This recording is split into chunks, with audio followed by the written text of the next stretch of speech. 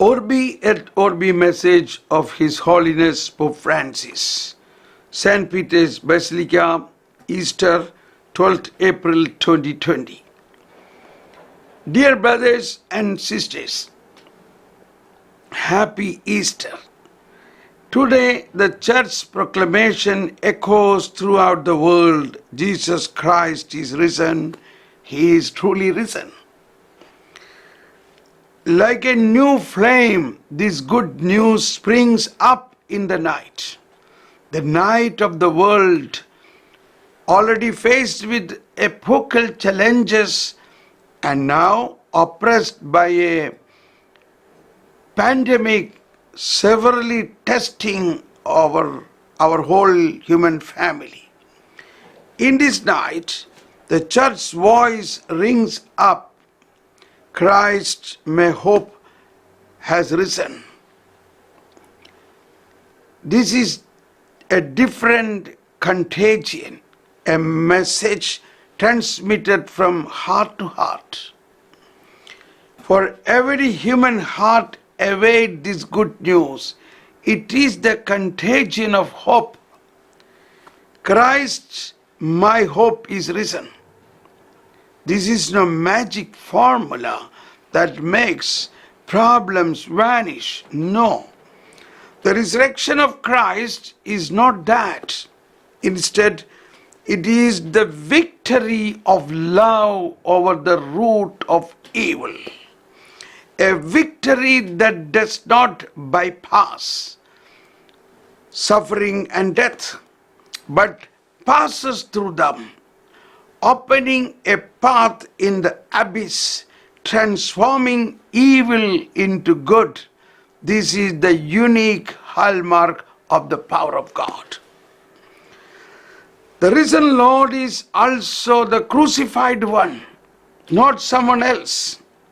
In this glorious body, he bears indelible wounds, wounds that have become windows of hope.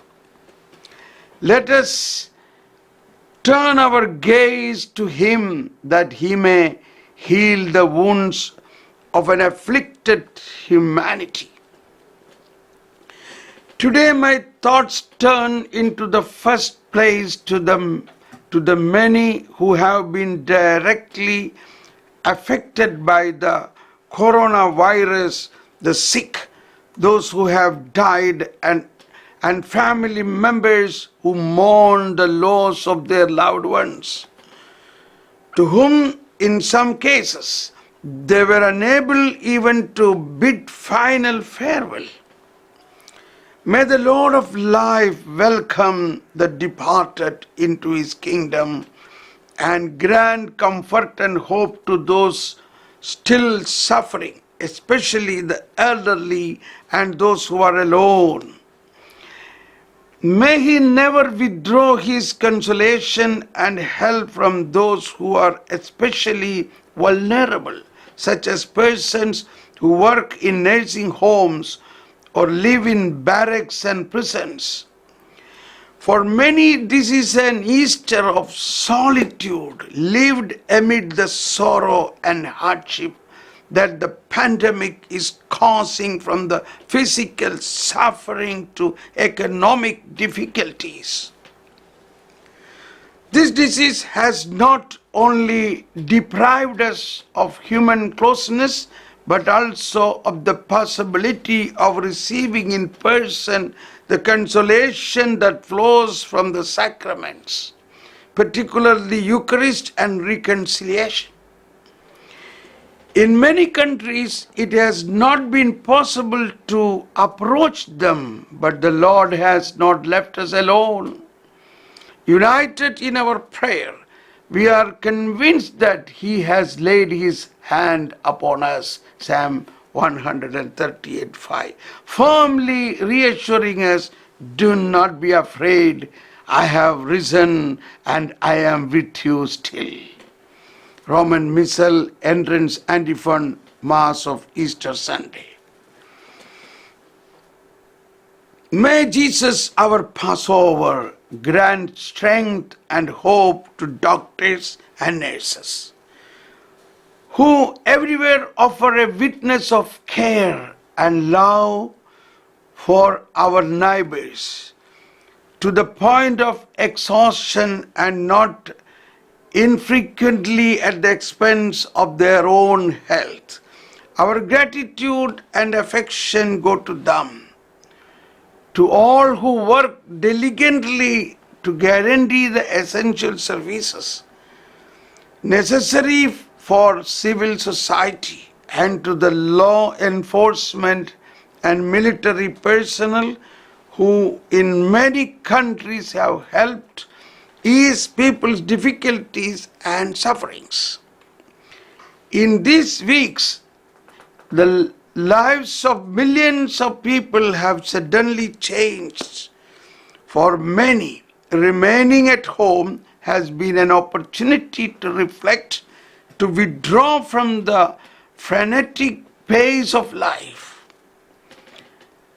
Stay with loved ones and enjoy their company. For many, though, this is also a time of worry about an uncertain future, about jobs that are at risk, and about other consequences of the current crisis. I encourage political leaders to work actively for the common good, to provide the means and resources needed to enable everyone to lead a dignified life, and when circumstances allow, to assist them in resuming their normal daily activities. This is not a time for indifference, because the whole world is suffering and needs to be united in facing the pandemic. May the risen Jesus grant hope to all the poor, to those living on the peripheries, to refugees, and to the homeless. May these, the most vulnerable of our brothers and sisters living in the cities and peripheries of every part of the world, not be abandoned. Let us ensure that they do not lack basic necessities. All the more difficult to find now that many businesses are closed, such as medicine and especially the possibility of adequate health care. In light of the present circumstances, may international sanctions be relaxed, since these make it difficult for countries on which they have been imposed to provide adequate support to their citizens. And may all nations be put in a position to meet the greatest needs of the moment through the reduction, if not the forgiveness, of the debt burdening the balance sheets of the poorest nations. This is not a time for self-centeredness, because the challenge we are facing is shared by all. Without distinguishing between persons, among the many areas of the world affected by the coronavirus, I think in a special way of Europe, after the Second World War, this continent was able to rise again thanks to a concrete spirit of solidarity that enabled it to overcome the rivalries of the past. It is more urgent than ever, especially in the present circumstances, that these rivalries do not regain force, but that all recognize themselves as part of a single family and support one another. The European Union is presently facing an epochal challenge on which will depend not only its future but that of the whole world. Let us not lose the opportunity to give further proof of solidarity also by turning to innovative solutions.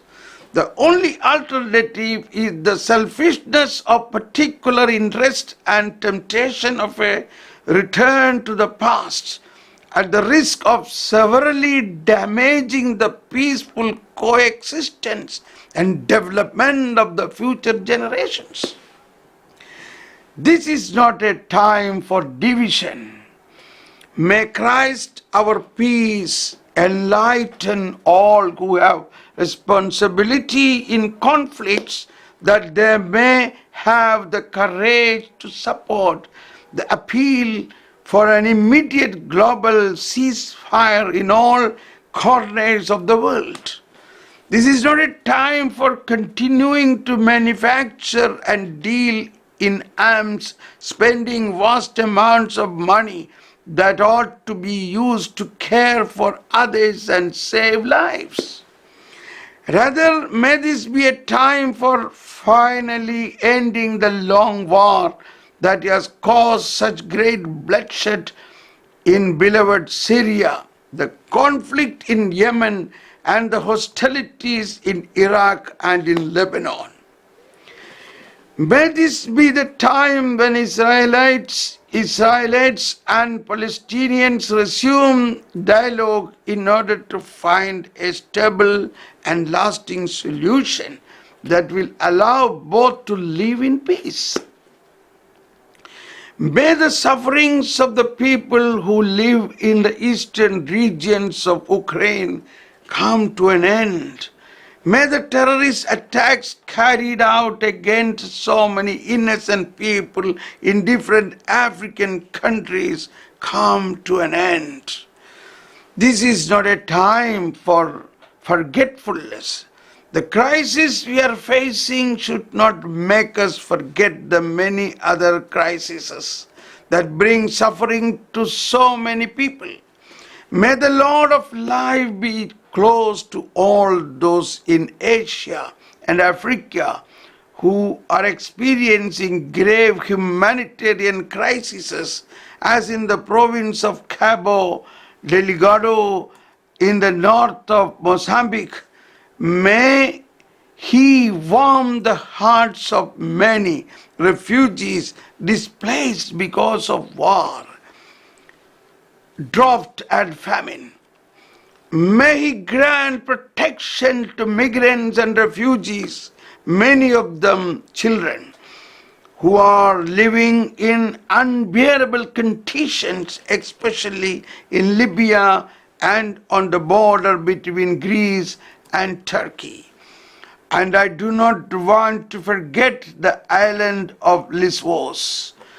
In Venezuela, may He enable concrete and immediate solutions to be reached that can permit international assistance to a population suffering from the grave political, socio-economic and health situation. Dear brothers and sisters, indifference, self-centeredness, division and forgetfulness are not words we want to hear at this time. We want to ban these words forever. They seem to prevail when fear and death overwhelm us. That is, when we do not let the Lord Jesus triumph in our hearts and lives. May Christ, who has already defeated death and opened for us the way to eternal salvation, dispel the darknesses of our suffering humanity and lead us into the light of His glorious day, a day that knows no end. With these thoughts, I would like to wish all of you a happy Easter. Amen.